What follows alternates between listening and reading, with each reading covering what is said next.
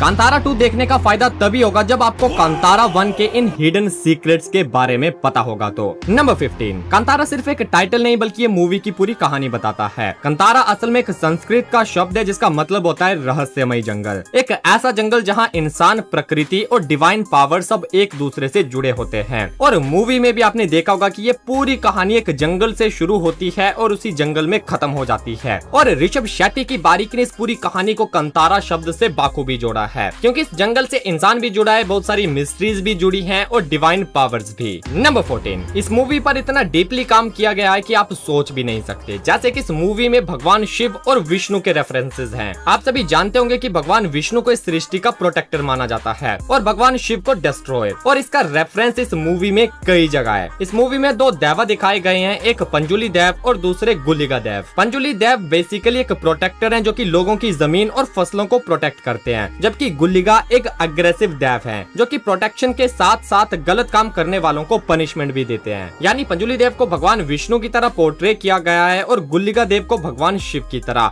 जिनका विकराल रूप तब दिखाई देता है जब पाप ज्यादा बढ़ जाता है। इसके साथ मूवी के दो मेन कैरेक्टर्स इंस्पेक्टर मुरली और शिवा को भी इसी रेफरेंसेस के अकॉर्डिंग पोर्ट्रे किया गया है। इंस्पेक्टर मुरली को एक प्रोटेक्टर दिखाया गया है जो कि जंगल को बुरे लोगों से बचाने की कोशिश करता है, वहीं दूसरी और शिवा के कैरेक्टर को भगवान शिव से जोड़ा गया है जो कि उसके नाम से ही जाना जा सकता है। इसके अलावा शिवा जिस ट्री हाउस पर रहता है उसका नाम भी कैलाश रखा गया था और शिवा बचपन से रुद्राक्ष भी पहनता था, और जब पाप ज्यादा बढ़ जाता है तो शिवा ही डिस्ट्रॉयर का रूप लेकर उन लोगों को सजा भी देता है। नंबर 13, एक सवाल जो कि इस मूवी को देखते हुए कई बार हमारे सामने आता है कि शिवा को बार बार देव क्यों दिखाई देते हैं। वेल, तो इसका सबसे बड़ा रीजन है उसकी फैमिली। जैसा कि आप सबने देखा कि शुरू में शिवा के पिता भूत कोला किया करते थे, लेकिन फिर वो अचानक से गायब हो जाते हैं। और भूत कोला एक ऐसी प्रथा है जो कि सिर्फ एक परिवार के लोग कर सकते हैं, यानी शिवा के पिता के बाद इस कोला को करने की जिम्मेदारी शिवा की थी। लेकिन शिवा इस सब में मानता नहीं है और उसकी जगह उसका चचेरा भाई गुरुवा भूत कोला करता है, और देवा उसे बार बार इसलिए दिखाई देते हैं ताकि शिवा अपनी जिम्मेदारी को समझे और अपने पूर्वजों की इस प्रथा को आगे बढ़ाए। नंबर 12, जैसा कि मैंने आपसे कहा कि भूत कोला एक ऐसी प्रथा है जो कि एक ही परिवार में की जाती है, लेकिन जब शिवा कोला नहीं करता तो गुरुवा उसकी जगह लेता है। पर क्या गुरुवा के अंदर सच में देवा आते थे या फिर वो सिर्फ दिखाने के लिए कोला करता था? इस सवाल ने भी लोगों को दो हिस्सों में बांट दिया है, क्योंकि कुछ ऐसे इंसिडेंट्स थे जो कि गुरुवा पर शक पैदा करते हैं। जैसे गुरुवा जब कोला करता है तो कभी भी उसे चिल्लाते हुए नहीं देखा जाता, लेकिन वहीं जब शिवा के पिता और शिवा कोला करते हैं तो वो चिल्लाते हुए दिखाई देते हैं, जो कि भूत कोला में अक्सर देखा भी जाता है। लेकिन फिर एक सीन ऐसा भी आता है जहाँ शिवा जेल में होता है और उसे गुरुवा दिखाई देता है जो कि देवा के ड्रेसअप में था। अब इसके बारे में आपका क्या मानना है वो आप कमेंट में बताना। नंबर 11, इस मूवी में आपको ये वाला सिंबल कई जगह देखने को मिलेगा, जैसे कि कोला करते हुए देवा की कॉस्ट्यूम के ऊपर या फिर इस फ्लैग के ऊपर। एक्चुअल में ये तुलुनाडु फ्लैग है जो कि तुलु स्पीकिंग लोगों ने अडॉप्ट किया है। इस फ्लैग के ऊपर दो सिंबल्स होते हैं जो कि सन और मून को रिप्रेजेंट करते हैं, और ये सिंबल ये दिखाते हैं कि इंसान और ये प्रकृति तब तक इसी तरह रहने वाले हैं जब तक सूरज और चांद रहेंगे। नंबर 10, मूवी के एंड में हम सबने देखा कि शिवा भी अपने बाप की तरह कोला करते हुए अचानक से जंगल में जाकर गायब हो जाता है। लेकिन क्या आपने नोटिस किया कि जब शिवा आखिरी कोला करता है तो वो बहुत सारी चीजें बताकर जाता है, जैसे कि वो पहले से जान चुका था कि उसके साथ क्या होने वाला है। इस कोला के दौरान शिवा इंस्पेक्टर मुरली को बुलाता है और अपने एक्शन से उसे ये कहता है कि इस जंगल और यहाँ रहने वाले लोगों की जिम्मेदारी मैं तुम्हें सौंप कर जाता हूँ। और इसके बाद शिवा का ये एक्शन इस बात का रेफरेंस है कि मेरा जो होने वाला बच्चा है उसका ख्याल भी अब तुम लोगों को ही रखना है। और इस मोमेंट पर आप शिवा के फेस पर उसके इमोशंस भी साफ देख सकते हो। इन सारी चीजों के बाद शिवा भी उसी जंगल की तरफ जाता है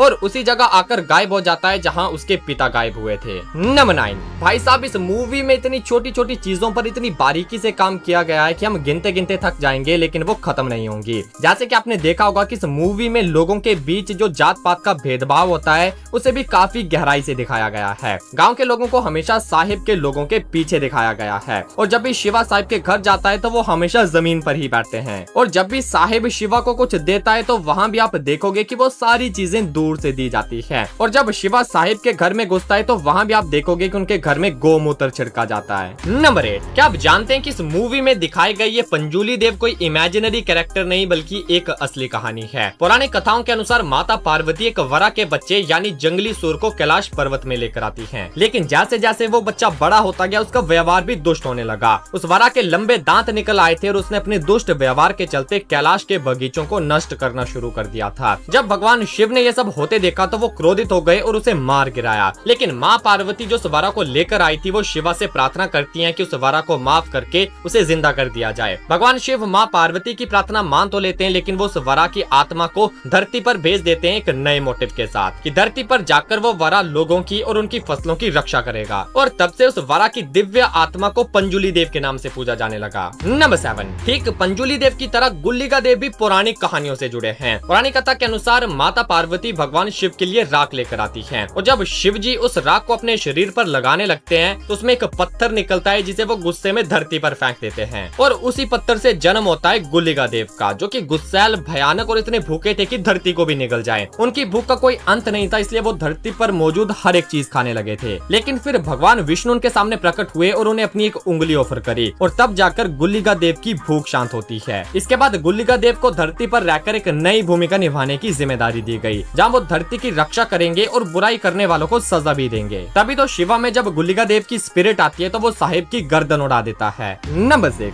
अगर आप कांतारा मूवी का पोस्टर देखोगे तो आप नोटिस करना कि वहाँ मूवी के टाइटल कांतारा के साथ ए लेजेंड लिखा गया है और लेजेंड का हिंदी में मतलब होता है दंत कथाएं, यानी कि पास्ट की कुछ ऐसी कहानियां जो कि हमारे बुजुर्ग हमें सुनाते हैं और उनके बुजुर्गों ने उन्हें सुनाई होगी। और ये टाइटल के साथ इसलिए लिखा गया है क्योंकि ये पूरी मूवी भी दंत कथाओं पर चल रही है। पहले तो शिवा के पिता उसे अपने पूर्वजों की कहानी सुनाते हैं कि कैसे राजा ने दैव के बदले में उनके पूर्वजों को ये जमीन दी थी। इसके बाद साई भी अपने बेटे को अपने पिता की कहानी सुनाता है और एंड में तो हमें ये देखने को मिलता है कि ये पूरी मूवी ही कहानी पर चल रही थी जो कि सुंदर शिवा के बेटे को सुना रहा था। नंबर 5, पूरी मूवी एक तरफ और इस मूवी का क्लाइमैक्स एक तरफ। और जो क्लाइमैक्स में ऋषभ शेट्टी ने परफॉर्म किया ना भाई साहब, जितनी बार देखो रोंगटे खड़े हो जाते हैं। और आप सभी ये तो जानते ही होंगे कि इस वक्त शिवा के अंदर जो देव आते हैं वो पंजुली देव नहीं बल्कि गुल्लिका देव थे। लेकिन क्यों? वेल, तो इसका रीजन है पाप का बढ़ जाना। मूवी के शुरू में चलते हैं, जहाँ राजा इन लोगों को जमीन देने का वादा करता है तो पंजुली देव उससे कहते हैं कि अगर किसी ने इस वादे को तोड़ने की कोशिश करी तो मैं तो उन्हें माफ कर सकता हूँ, लेकिन वो नहीं। इसके बाद साहिब के पिता उस वादे को तोड़ता है, लेकिन तब गुल्लिका देव नहीं आते क्योंकि साहिब के पिता ने सीधा देवा से ये बात करी थी और उस टाइम ज्यादा गलत काम भी नहीं हुए थे। लेकिन जब साहिब की बारी आई तो उसने धोखे से सब कुछ छीन लिया और साहिब के टाइम में लोगों की जानें भी गई थी, जिसमें गुरुवा का खून तो खुद साहिब ने किया था। और जब पाप का घड़ा बढ़ता है तो उसकी सजा देने के लिए गुल्लिका देव प्रकट होते हैं, जो कि इस मूवी के क्लाइमैक्स में होता है। नंबर 4, जैसा कि मैंने कहा कि पूरी मूवी एक तरफ और इस मूवी का क्लाइमैक्स एक तरफ। अब इस क्लाइमैक्स के बारे में एक और बात है जो शायद काफी लोगों को पता नहीं होगी। जब शिवा के अंदर गुल्लिका देव की स्पिरिट आती है और शिवा जिस तरह से एक्ट करता है वो पूरी परफॉर्मेंस ऋषभ शेट्टी ने असली भूत कोला से इंस्पायर होकर शूट की है, क्योंकि तुलु ट्रेडिशन में जब गुल्लिका देव कोला करते हैं तो वो एग्जैक्ट इसी तरह का होता है जो कि आपने मूवी के क्लाइमैक्स में देखा था। गुल्लिका देव उसी तरह से नाचते हैं, उसी तरह लोगों से खाना मांगते हैं और उसी तरह से उस खाने को खाते भी हैं। और ऋषभ शेट्टी ने हर एक चीज पूरी बारीकी के साथ डिट्टो सेम करी है। नंबर 3, आपने एक बात नोटिस करी है कि जब हम मूवी के बीच में होते हैं तो हमारे लिए इंस्पेक्टर मुरली विलेन था